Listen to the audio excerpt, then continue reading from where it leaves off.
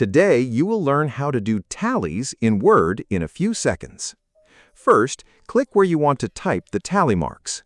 Now, type the vertical line symbol using the Shift key and the backslash key on your keyboard.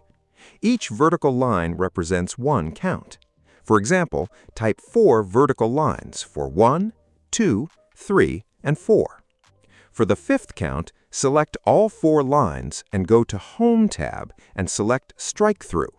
Or go to the Insert menu, choose Shapes, select the Line tool, and draw one short diagonal line across the 4 vertical lines.